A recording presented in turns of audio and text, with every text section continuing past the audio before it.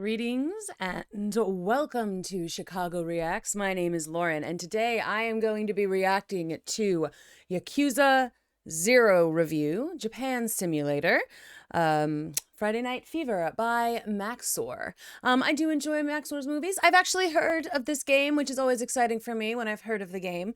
And I don't think I've never seen anything about it. I've seen a video wherein actual Yakuza members played it and they seemed to think it was very good. I think that's what this one is about. So I'm excited. If you are excited as well, make sure you like, comment, subscribe, share.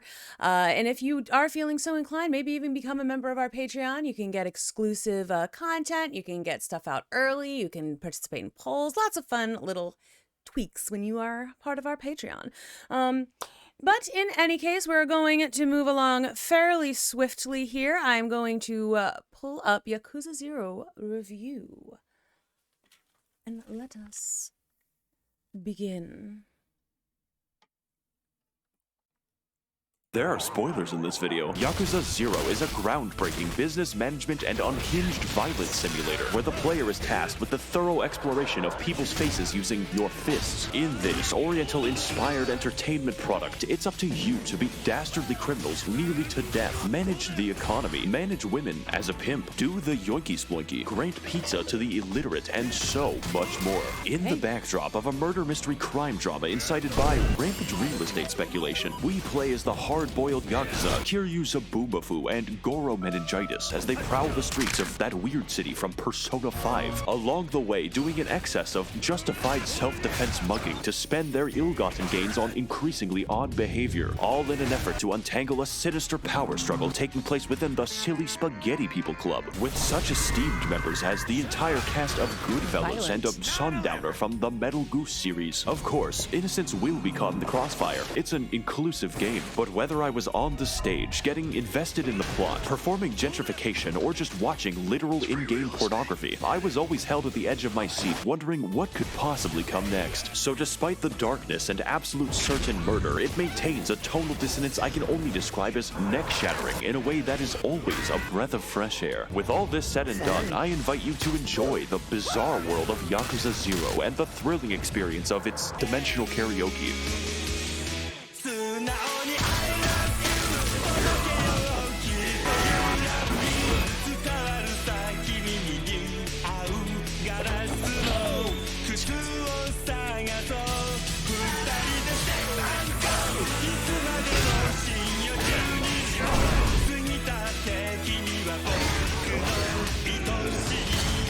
Okay, I don't know. That's kind of fun. All right, I'm wanting velocity in 9 countries. Fun. Again, I'm not sure exactly where we're at with copyright stuff, so I'm gonna have to pause it whenever there's music like that. But no, okay. So this sounds like a very inclusive game. You get to do a little bit of everything.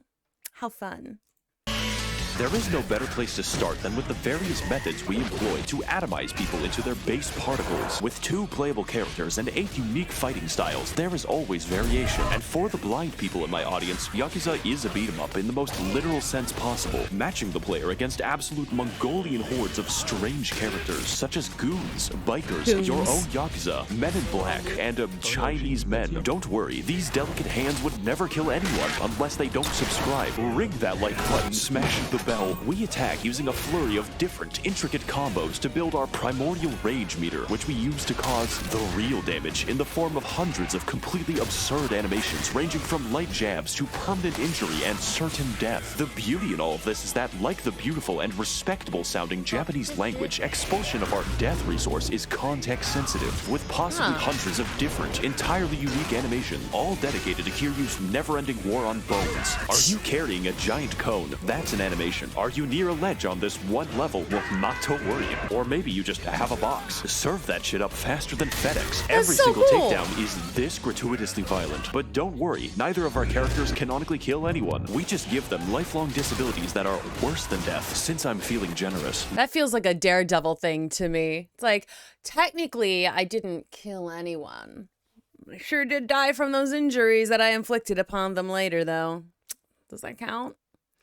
That is kind of interesting. Like, it's like, why do you make a game like this? It seems like it's almost GTA-esque except for you can do more, it looks like. But like you don't actually kill any. It's like, why is this a game? Is there a reason? Is there a reason that they actually don't kill anybody? Like, I just would like to know, because the very limited amount that I know about the Yakuza themselves, I feel like, is it like because the people would get in trouble, the game developers would get in trouble if they indicated that the Yakuza actually were murderers? Is that the reason? Let's talk about exactly how. Playing as Kiryu Kazoo, our fighting styles consist of the Brawler, a classic, fast-moving fighting style focused on replicating the police experience. Rush Hour, a quick attacking and dodge-heavy moveset well-suited to cowards. And Monkey Mode, which instantly adds several hundred pounds of muscle mass that you then have to drag around. It's not very good. Switching to our next character, Pirate Captain Goro Majima gives us the funky styles. As a thug, we have a wide range of generic moves and the fucking neck-snapping power. I don't think they're going to get back up. As a breakdancer, yes, a breakdancer, we sacrifice takedowns for style in the most absurd and flashy way possible. And That's as so a fun. slugger, we cheat by pulling out the fucking baseball bat and wield it like nunchucks, letting us hit quite hard and exploit every boss in the game. He just can't do anything. On top of this, there are two secret fighting styles normally completely inaccessible to the player, and unfortunately the process for their acquisition is very interesting. One might say physically painful. As early as Chapter 7, you're given the business opportunity of establishing a whore monopoly, and Majima takes it with great enthusiasm. To unlock the final fighting style, we will have to run our cabaret club well enough to unseat the 5 prostitution daimyo of Japan. It'll be a fun side quest, I told myself, just like Oblivion. That's a fun game. All right, I guess it's terrible. There are many ways to run a high society cabaret club, like abuse, but a true manager of a great establishment has many factors to consider. Contrary to popular belief, all women are different, but like the caste system, all people can be classified. Our objective is to keep the customer as happy as possible by balancing our women's specializations. Some girls are cute, others are great at conversation, and some are skilled. Akina has a degree in biomedical engineering. Poor patrons, like me, have very low expectations and can be pleased with rubbing rocks together, while wealthy patrons have refined tastes like physical and mental abuse. Every employee has their limits, and it's up to you to stretch them as far as possible. Truly, we are the Bezos of cabaret. Now, if you'll excuse me, I'll be attending the poor people hunt. Of course, as a proper host, it's up to you to attend to every customer, whereupon things go from relaxing to batshit. Every time you wait a table, you'll receive a cryptic hand signal from the girl, which tells you what the customer desires. And if you want to please them, you better remember all of them. No. What the fuck are you trying to say? I don't, I'll be back with a gun. And just in case this wasn't painful, every time you go to a new table, the game will throw a fucking flashbang. So over the course of a never-ending grind, I was given the most painful migraine I will ever get in my life. This screen Like the worst game of memory ever.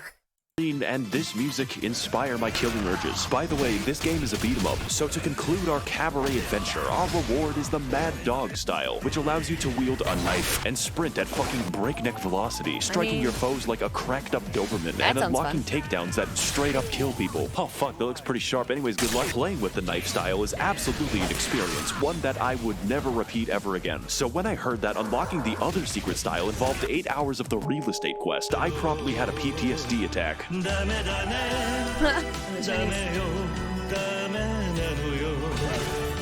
Kiryu is going to have to do without the poopy farto style. I have a fucking fish to feed. Take my advice. Yakuza 0 has a lot of side content, and if you happen to be a completionist, stay away, or you might just be locked in the Facebook game for 3 days. Now, if you'll excuse me, I'll be spending the rest of my day betting on domestic violence. How to spend money very responsibly. You know, when I first played this game, I expected brutal combat. I expected silly takedowns, but what I didn't expect was the hour I spent with the claw machine.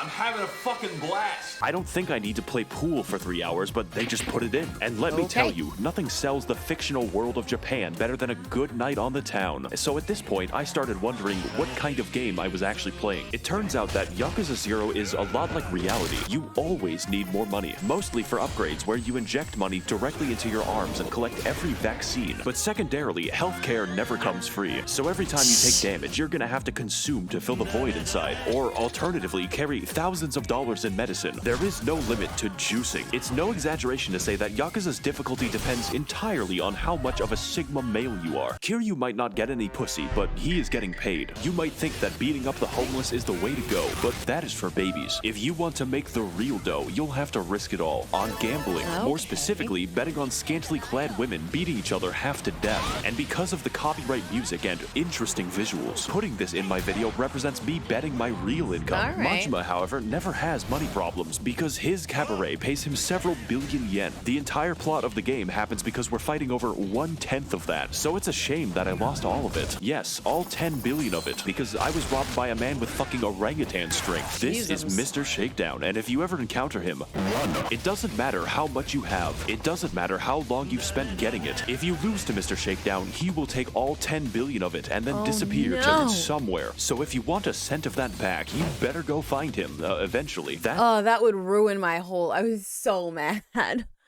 Oh, God, I'd be furious. It's pretty bad. But like all human suffering, this can become a business opportunity. You see, Mr. Shakedown is actually a form of banking. Whatever amount he robs from you, the game will add 15% more, meaning if you're up for the challenge of defeating Harambe, the returns are worth it. At least with this method, your money doesn't vanish into the void. Of course, that isn't always a bad thing. There's a lot of places to spend our money, and most of them are fun. A little too fun, actually. I don't want to have to read the fucking phone book to play some goddamn Chinese solitaire. Tabletop Simulator, never heard of it. The only game I play is Eels and Escalators. What I'm trying to say is, this is a rabbit hole. A good one. My personal favorite was getting addicted to the bowling minigame and then winning the chicken, who doubles as a financial advisor. Yakuza is not meant to be questioned, and that isn't even the wackiest game. That honor goes to the phone dating, which takes the form of a shooter. Yes, like Call of Duty. To win a date with the girl of our dreams, we are going to have to pick the right responses from a wide variety of options, most of which are insane. Like inviting a girl to fight a marsupial. For some reason, women don't like that. But the best possible outings lean heavily on this game's amazing soundtrack, which features a number of beautiful karaoke themes, stylish disco tracks, and stellar emotional ballads. I am, of course, talking about the karaoke and the dancing, which are both beautiful karaoke themes, stylish disco tracks, and stellar emotional. Flat earthers, when they realize that they have been breathing from the atmosphere instead of an flat. Zing. Ballads. I am, of course, talking about the karaoke and the dancing, which are both incredible in their style and creativity. They are so out there, so truthful, and sound so good that I just couldn't get enough of it. In short, they're everything a dance should be. This scene tells me more about Majima than an entire Hideo Kojima script. Kiryu has never killed anyone, but let me tell you, this man knows how to murder a dance floor. I love that every time he says he's never killed anybody, they immediately cut to somebody like getting their neck snapped or their head blown off. It's like there's... Okay.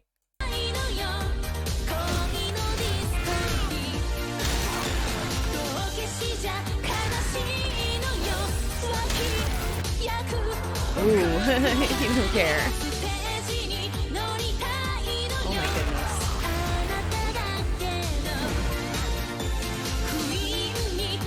Weston with the best.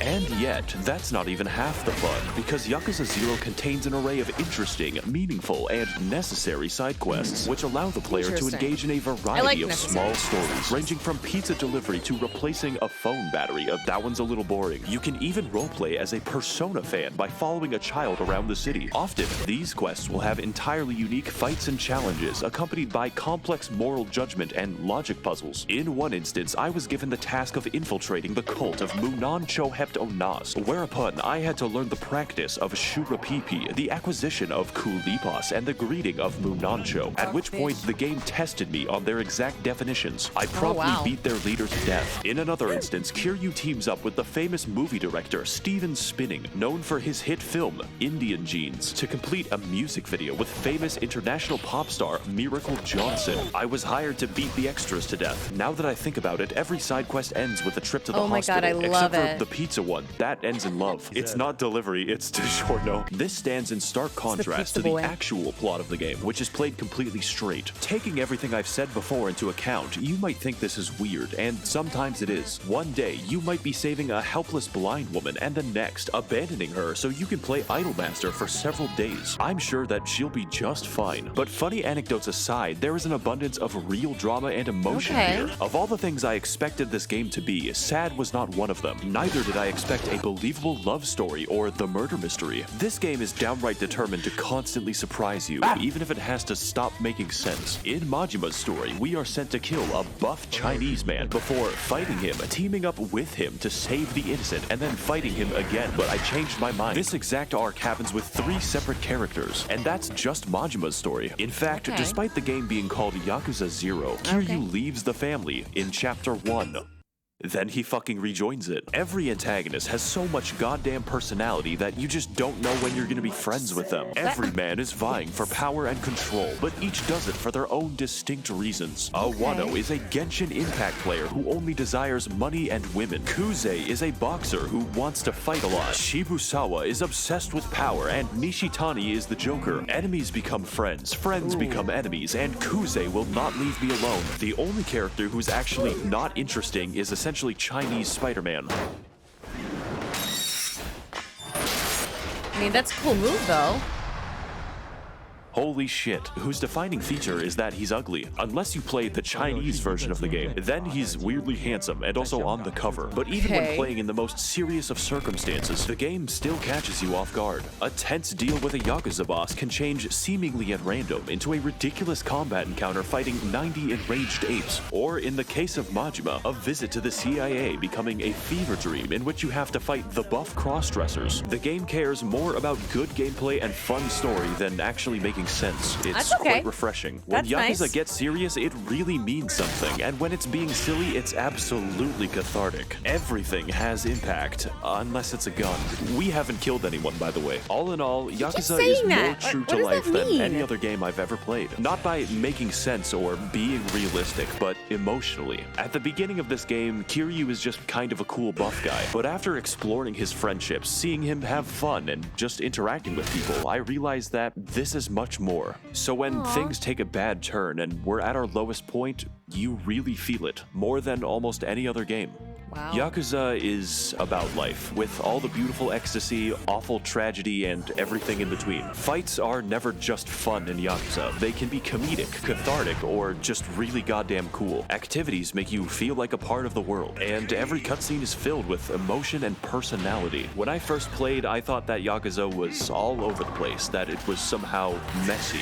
But now I realize that life is fucking messy, and that's preaching truths. Max0r preaching truths. I want to thank all of the Yakuza bosses who are using my channel to launder money, kind of like a pizza joint in New York City. If you want to contribute towards the channel and facilitate all of our questionable activities, then I recommend taking a look at my Patreon down below. Thank all of you for watching and waiting, and of course, don't try to escape. That's in. All right. Well, that's cool. I do like that. Camera only. My technology is broken again. It's fine. It's fine. I can fix it. Well, that was a lot of fun, actually, guys. That looks like a really enjoyable. I like sort of like the games that, especially if they don't make sense, if the story is good. Like, I don't need it's a video game. I don't need it to make perfect sense. I don't need it to be like, yes, absolutely, we need to point A goes to point B goes to point C. It can go point A to point 3, and then back around to B point 5. You know, like, I'm okay with that kind of thing if it's enjoyable like that. And it seems like that game is pretty well put together, even if you're going from a karaoke joint to smashing someone's face into a wall. Which, you know, been to some karaoke joints where, yeah, you might want to smash someone's face into a wall. Just saying. In any case, that was fun. I think that game does seem like an enjoyable, like a fun time. And I am still confused. Like, was he serious about the not killing people? Is that, like, legit? I kept going back and forth on that about whether or not that is actually the case. So let me know in the comments what the actual deal is with that, because I do know that Max0r sometimes likes to exaggerate. Although I've been told that in general, the things that he says are they're accurate. They're true regardless of how correct they are, if I was like thinking about the incorrect summary videos. But anyway, thank you so much for joining me on this one. Make sure that you like, comment, and subscribe if you want to see this kind of content or other content. Look at our other channels. Look at the other people on our channel. We put out new videos all the time. And then maybe if you are so considering to become a Patreon, we would really appreciate that. For just a few dollars a month, you can get access to all sorts of fun perks, including helping us choose what to watch. So I will see you guys in the next one.